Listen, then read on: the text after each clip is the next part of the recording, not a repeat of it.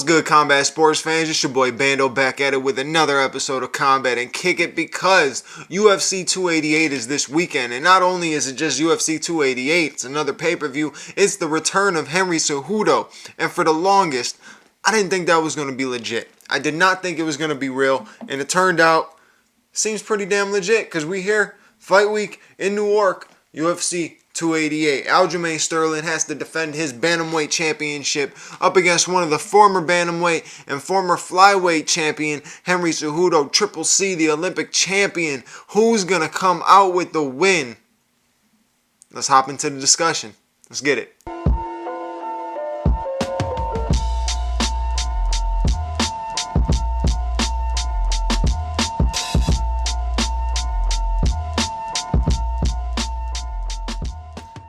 So here we are for the breakdown discussion, whatever you want to call it. Here we are. We're talking about it. The main card of UFC 288. Not the most stacked card, but it's pretty decent. I'm not going to complain about it. I'm not bitching about it. I think it's good enough for what we got. Unfortunately, a couple cancellations. You had the cancellation originally of Bryce Mitchell versus Jonathan Pierce. Then it turned out the fight with Bryce Mitchell was going to be Movsar Evloev. I fucking suck at pronouncing these names. Movsar Evloev, who's an actual beast, undefeated on the way up, and that was going to be a good matchup. But unfortunately, Bryce Mitchell had to pull out, so no Thug Nasty on this card. No camo shorts on this card. And Charles Oliveira versus Beneil Dariush was supposed to be the co-main on this card. And unfortunately, that one got pulled. Charles Oliveira pulled out with an injury. Very, very unfortunate. You know me, I'm a huge Charles Oliveira fan. So I was sick when I found that out. I want him back in title contention. Right back into the picture. And unfortunately, shit got pulled out. So overall, like I said, not the greatest card, but opening the card, you got the return of Kron Gracie going up against Charles Jourdain. That's a good matchup. Different. I think unless Kron Gracie's time off, he's been working a lot on striking. I think it's going to be a long night for him. Charles Jourdain, as long as he can keep the fight standing, he can have a very, very, very good night. He can have a dominant, one-sided night if he can keep the fight standing. Now, the last time we saw Kron, I'm pretty sure, was up against Cub Swanson. His shots had no setups to him. Nothing was set up. Nothing was prepped. I feel like his takedowns were just hopeless kind of takedowns, but you know the damage that he can do once he gets you to the ground. So it's a whole other game if he does bring the game to the ground against Charles Jourdain. And we did see in Charles's last performance, he can get taken down without a doubt. I don't even know if it might not have been his last performance, but performances in the past that he can get taken down. So he's got to watch for Kron Gracie's jiu-jitsu, and hopefully Kron came with a little bit more in the stand-up aspect of the game. And I guess we're just going to have to wait and see for that one, but that's a good card opener. You've got Evloev, I think that's it, Evloev. Is still on the card, so that whole thing didn't get pulled out. It's just that, Bryce Mitchell fight's not happening. He's going up against Diego Lopez. I've actually never heard of Diego Lopez, so I apologize.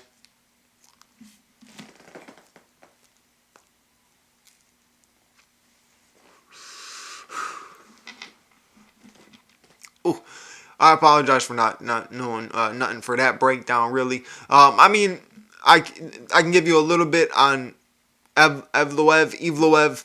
I can't even fucking say his name right, though. So I don't know what breakdown you want from me, but I have seen him fight. He is a prospect, undefeated. He is a savage. He's very, very good. I thought it was going to be a problem for Bryce Mitchell, especially Bryce Mitchell coming off of a tough loss against Ilia Topuria. I thought this would be a bad matchup for him. So I think we're just going to end up seeing Movsar at 17-0. And going against Diego Lopez and make it an easy night. I guess I could take a look and see what's up with Diego Lopez. Where is he from? What's his business? What's he all about? What you all about, guy? Yeah, I think this is his UFC debut. So, yep, this guy's making his UFC debut, number 2 ranked pro MMA featherweight in Mexico. So that's interesting. So Maybe dude's got a chin. A little stand and bang action here tomorrow night. Or Saturday night. I guess we're going to have to see. But yeah, so you still get to see the prospect on the card, and then you get to see somebody make their debut, which is always cool because if this Diego Lopez was able to get it done, I love seeing the underdog get the win, especially on the debut. That's huge. Moving on, you got Jessica Andrade versus Yao Zhanin. That fight makes sense. Just overall in the division, it makes sense. Finally, UFC kind of following the rankings a bit. Makes sense. It's going to be a good fight.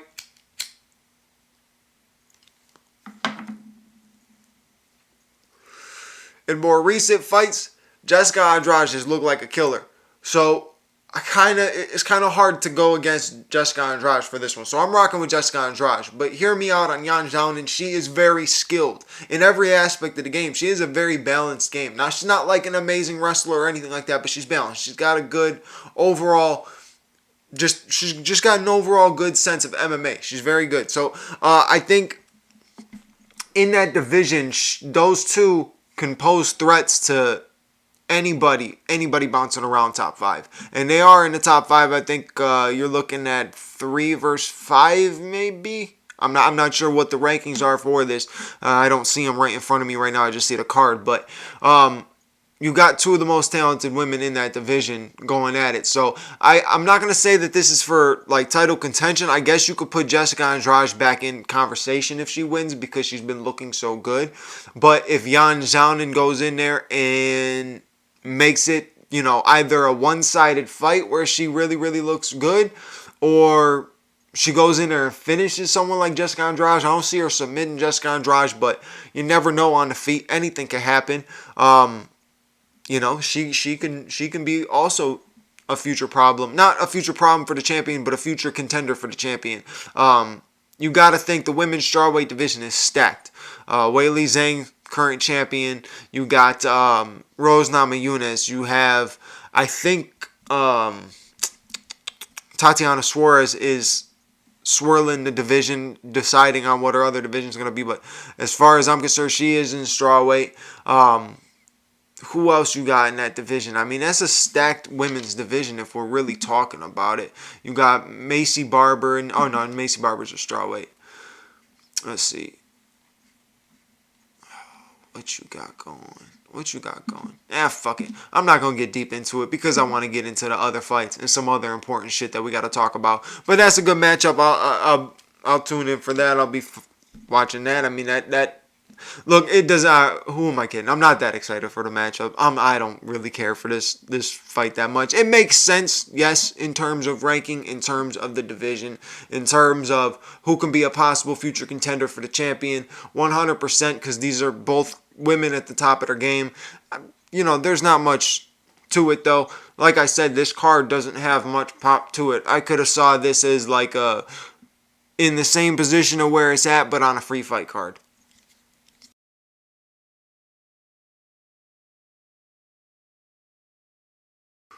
Fuck it, let's get to the big dog breakdown.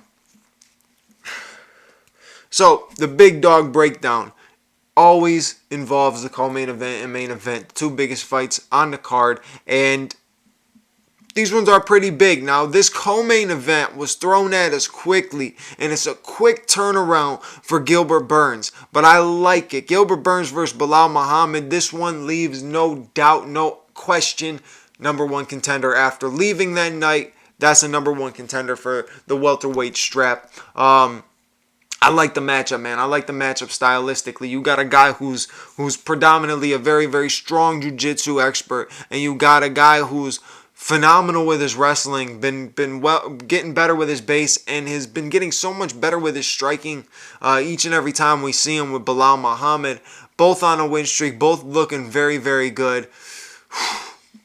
Who am I rocking with?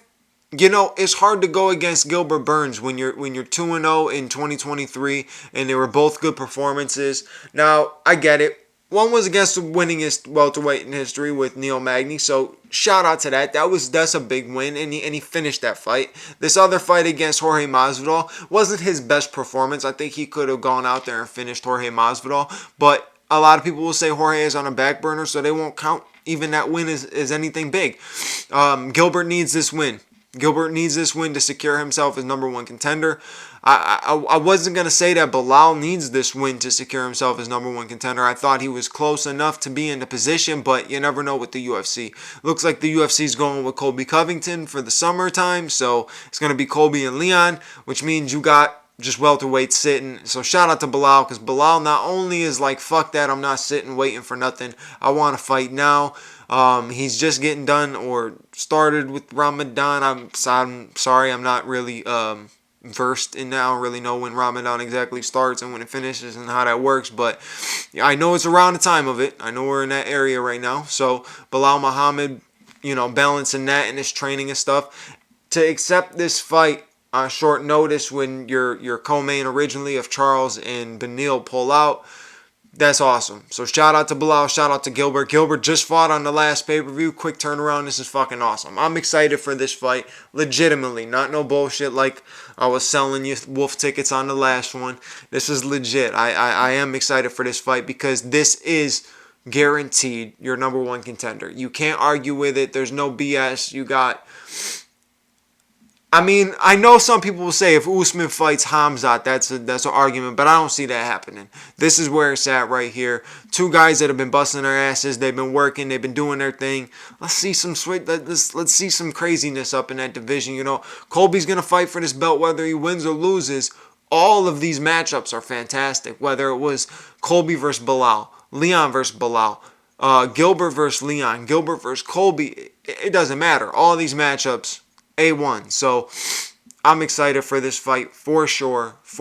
It's either going to be a very technical, you're going to see much more technical Gilbert Burns because Bilal Muhammad is a little bit more dangerous in terms of the wrestling and stuff. Or you're going to see the same savage-ass Gilbert Burns coming out, and we might end up getting a slugfest. It depends on what Bilal Muhammad has to offer. Bilal Muhammad looked fantastic against Sean Brady. So if we get that, I'll be excited. I'll be excited, and you might be looking at a possible fight of the night type of candidate there. But moving on to the main event, you got Aljamain Sterling defending his bantamweight championship against Henry Cejudo, a Triple C, the Olympic champion. And believe it or not, everybody is going to be shocked at this because a lot of people that know me when it comes to UFC, knows me when it comes to fighting, and knows me when it comes to this podcast. I am not a big Aljamain Sterling fan. I don't know what it is about him. I haven't been that big of a fan. Maybe I'm just not completely sold on him. I don't know what it is. Maybe it's his personality. I literally don't know what it is. But I'm rocking with him in this one because I think he can get it done. Now we're talking about Henry Cejudo being out for practically 3 years. Now, people are like, John Jones did the same thing. GSP did the same thing.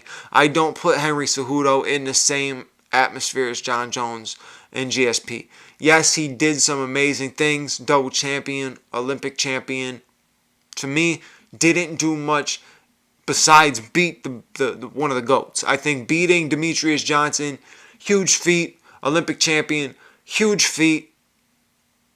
Beating TJ Dillashaw, or beating Marlon Moraes for the 135 belt. The way he did it, impressive. The win itself, not that impressive. My bad, I shouldn't have said the win itself because I did just say the win was impressive. The win itself was impressive, the way he did it and everything like that. But to me, doesn't put you in GOAT status beating Marlon Moraes and then beating Dominic Cruz and retiring. I just don't put that in GOAT status. And a lot of people put him in the same level as all the GOATs. And I think Henry could have stayed and dominated. I think without a doubt, if he didn't decide to leave and he stayed, he would have dominated. Now, I'm not saying he's not going to come back and be dominant and not be talented and not be skilled, but I think Aljo has been working. And not only that, Aljo is one big-ass 135er. Let's keep that in mind. The man is huge at 135. I'm not going to say Aljo's wrestling is better than Henry's, but now you have a guy that's going to threaten wrestling in general. You know what I'm saying? There was nobody that Henry fought that had that threat. Aljo has that threat. So I think that's what makes this fight very interesting. I think all of Aljo's wins are on unfortunate, flukish type of wins in ways and shit like that, but he has to prove himself in this one, and I think this is the one that will get the respect. Now, obviously, if he wins, people are going to be like, oh, Henry was off for 3 years, this and that. Understandably so. Yeah, I get that. But Aljo is very skilled. His wrestling is skilled. His striking has upgraded. His IQ has upgraded. And he shoots a lot, right? He shoots a lot, doesn't secure him, but he don't stop. He don't stop. You got to give him props on that. Like, we can talk about how many shots that guys defend, and it's true. But damn, if you're willing to shoot 40 fucking shots and land 6 of them, so be it. I mean, it's the same thing in the NBA. You want to take 33s, you might make 25 one game, you might make 3 the other game. You don't know. Does that mean you're going to stop shooting them? No. So I can see Aljo chasing a lot of stuff. I don't know. It depends. I can see Henry being a little bit more patient. I can see him still meeting in the middle type of thing, but being more patient, being a counter striker, working from the outside, trying to kick the legs out, trying to do what he did to Dominic Cruz. Did I say I feel like I said Dominic Reyes earlier now when I first mentioned Dominic Cruz. But yeah, when he fought Dominic Cruz, I think that's the style he's got to come in against Aljo to get the win. And I think in some way he's got to get Aljo to not shoot all those times. And by doing that, that's getting that respect, hitting him with a knee, hitting him with a kick, hitting him with uppercuts, hitting him with something that's going to be like, nah, fuck you, you're not shooting no more. You know what I'm saying? That was your last shot. That was your last, you shot that one, you got hit with some mean shit, you're back up, that's it. You're not getting it. OV with your shots. You shot 772 times. You landed 3 of them, and that's going to be it. You're done now. You're done. You know what I'm saying? But I think Henry's got to land something mean. I think Aljo's got to stick with the pressure and not be worried at the fact that Henry is also a Olympic wrestler. You know, or not also, but because Aljo's like a D3 wrestler or whatever.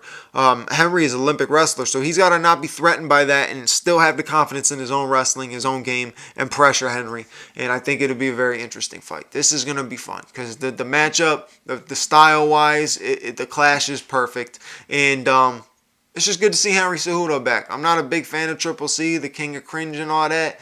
You know, he's all right, but it's cool to see him back. And I think Aljo needs that kick to really get that respect that he needs in a win. But besides that, anything else going on? Of course there's stuff going on.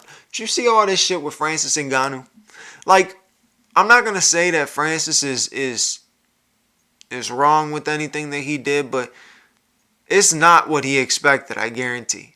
It's not at all what he expected. He's getting offers like Chatri from one. I mean, he offered a good amount. 20 million is a fucking amazing amount, but who knows? The way it works behind scenes and what we hear from promoters and from Ngannou, it all seems like everybody's just fucking hard to deal with. I'll just figure some shit out. It can't be that hard. Some dude offer me 20 million to go fight. Bro, you have me at $20. I'm broke. No, but seriously, 20 fucking million? Take that, bro. And you're probably about to fight a guy that nobody knows going easy wash. You ain't going to get tested for steroids over on one. No one's saying nothing. No one cares. People want to see you juiced up on the jacked shit. Oh, yeah. Everybody wants to see Ngannou with the most power they can possibly see him with. But he said no. Or Chatri said no. All confusing. Look, man, in my opinion, the man should have just stayed in the UFC, took the fight with John Jones, knocked John Jones. I'm starting that over again. We go run that back. Boom. So, he should have stayed in the UFC, took the fight against John Jones, knocked John Jones' spark out, and what do you think he would be? He'd be the biggest fucking name in the sport right now. And no doubt, no arguments, one of the greatest heavyweights just because you knocked out John Jones and Stipe, bro. There'd be no argument. But instead you bounced. Having contract issues with other promotions. You can't figure shit out. You're going to end up in PFL fighting scrubs. Never be on the top. People are calling, oh, that's one of the greatest heavyweights of all time. How? What happens if Pavlovich does the same thing? You guys gonna say the same shit? And that man's not gonna fucking argue with you. He'll say, "I'd take 50,000 to show, 50,000 to win." Boom. End of story. Which I don't agree with. You know what I'm saying? I think these guys should get paid more, but overall, Francis kind of fucked himself. And Francis needs a partner. Francis needs somebody big to also make it happen. So if I wish the best of luck to Francis. I mean, I hope. Honestly, what I just want to see Francis back in the UFC. I don't want to see Francis go through all the bullshit in these other promotions fighting nobody. He's never getting the respect that he can get. But he kind of, like I said, he fucked himself. But that's my episode. Quick little shit. UFC 288 is this weekend, so make sure you tune in. That's my breakdown. Make sure to sit back and check for the review. I'm also gonna have my BKFC shit that's gonna come out, because that was a pretty fun card. I didn't watch it, but I saw the highlights, and I want to do some talking about it, because that sport's rising pretty quick, and we gotta discuss some shit on that. But you already know what to do. This is YouTube, so you like, you subscribe, you comment, you hit that bell notification button that's over there somewhere down below the video. Just hit that, so you know when the next video comes out. And as always, I appreciate you for supporting, appreciate you for watching every video, and I will catch you on the next episode. Peace.